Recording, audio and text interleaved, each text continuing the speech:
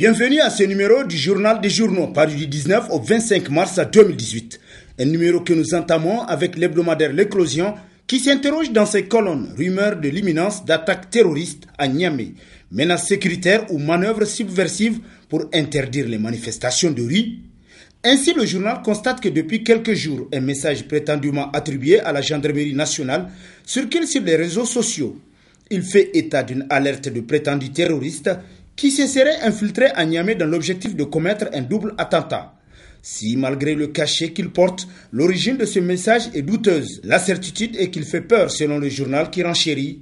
Or, cette peur peut servir à d'autres fins en ces temps de marches et meetings de protestation contre le budget 2018. Elle peut dissuader les populations à sortir pour les jacques. Tout comme ce message peut être utilisé par le pouvoir en place pour interdire les manifestations publiques. Cette hypothèse est d'autant plus plausible qu'un autre message anonyme cette fois, demandant aux citoyens d'éviter les endroits de forte affluence, circule aussi sur les réseaux sociaux, nous apprend davantage L'Éclosion. Front social au Niger, le malaise se généralise, s'exclame dans les colonnes de sa parution du 22 mars, le bi-hebdomadaire L'événement, pour qui, aux tensions politiques qui s'observent au sein de la classe politique nigérienne, majorité opposition et à l'interne même de la mouvance au pouvoir, accentuant la détérioration du climat politique national, voilà que la situation du pays au plan social va en se dégradant chaque jour.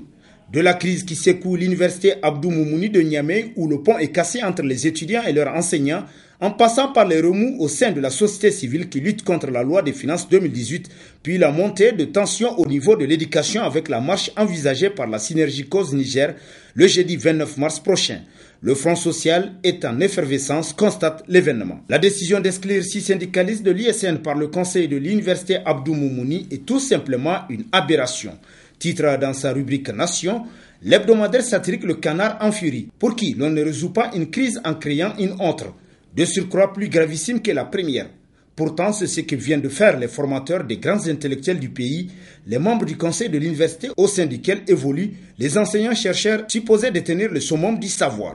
À la limite, cette décision drastique et inadaptée, tant à la faute qu'au contexte général du pays, laisse comprendre que d'autres motivations sommées depuis belle lurette en certains acteurs, constate Le Canard en furie. Prise en charge médicale, députés et ministres orientés vers l'hôpital général de référence, titre dans ses colonnes l'hebdomadaire L'Actualité, qui nous apprend qu'aucune évacuation sanitaire à l'étranger ne sera prise en compte par l'État si elle n'est pas autorisée par les services compétents de l'hôpital général de référence de Niamey. C'est la nouvelle mesure qui sera appliquée aux députés et ministres.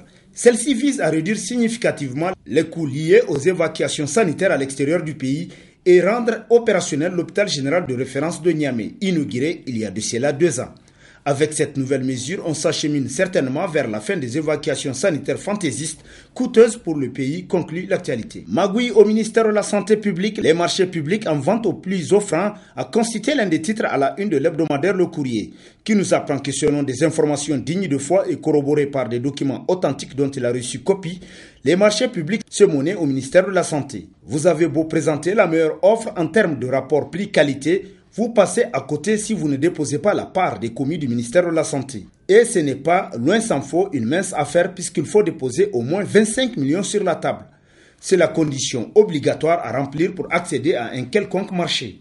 L'appel d'offres national relatif aux travaux de transformation de 10 cases de santé en centres de santé intégrés CSI dans les régions de Dosso, Tawa et Zender au titre de la première phase a été l'occasion pour beaucoup d'entrepreneurs d'en faire la meilleure expérience selon le journal.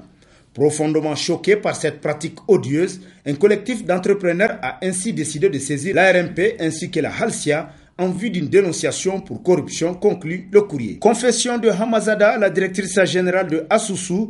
On m'a instruit pour vous nuire et je vous demande pardon, a constitué l'un des titres à la une de l'hebdomadaire Le Monde d'aujourd'hui, qui nous apprend que de fait, la sopamine est prise en tenaille entre les vérités cruelles de Asusu et les pressions que subit son directeur général afin de nuire à Asusu et à sa directrice générale.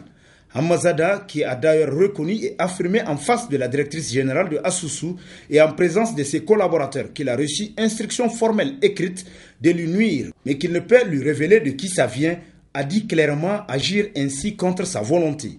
Il y a lieu de s'interroger sérieusement sur le rôle véritable d'un certain Abdou Maïdaji, président du conseil d'administration de Asusu et également président du conseil d'administration de Bagri, au profit de laquelle quelques centaines de millions de la Sopamine en dépôt à Asusu devaient être virés, paraît-il, pour acheter des actions selon Le Monde d'aujourd'hui. Business, mine et industrie, le Niger a encore traîné en justice par une société étrangère, s'exclame l'hebdomadaire Le Patriote 15 qui nous apprend qu'au moins 3 plaintes en jeu autour de la Sopamine, SML et A-Group.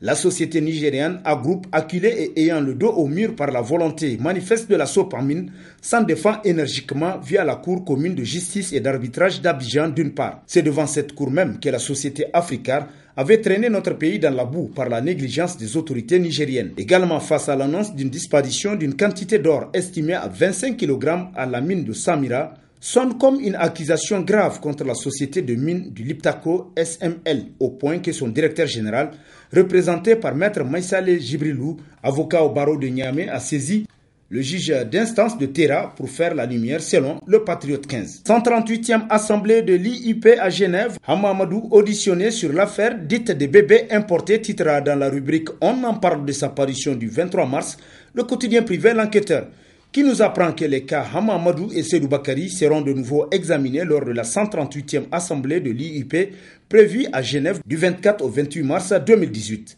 Les deux plaignants et les autorités parlementaires nigériennes ont été invités à participer à cette audition.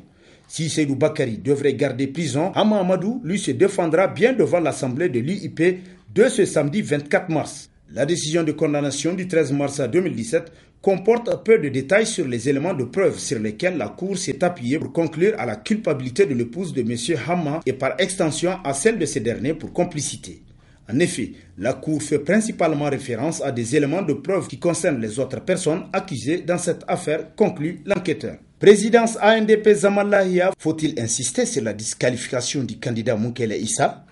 S'interroge à sa une l'hebdomadaire Niger Times, qui nous apprend que depuis que l'homme a rendu public sa candidature, des débats sont animés tantôt sur le nouveau souffle qu'il serait capable de donner à la gestion du parti, ou encore le blocage qu'il serait en mesure de faire à d'autres prétendants à cet ultime fauteuil du patron de l'ANDP Zamalahia. Notons à présent toutes les formes de coups bas entretenues pour dissuader le général Moukele Issa dans son aventure politique que d'aucuns perçoivent comme une bataille gagnée d'avance, car il convient de dire que son gabarit et ses techniques d'approche ont réussi à fausser des calculs politiques de certains des membres fondateurs du parti qui redoutent sa capacité de rapatrier tous les anciens militants de l'ANDP Zamalahia selon Niger Times, qui s'interroge. Pourquoi vouloir s'acharner contre un seul homme qui a aussi le droit de postuler à la présidence du parti? Dans l'attente d'une réponse à cette question du journal, nous vous donnons rendez-vous pour un nouveau numéro dans une semaine avec toujours la même passion de vous servir.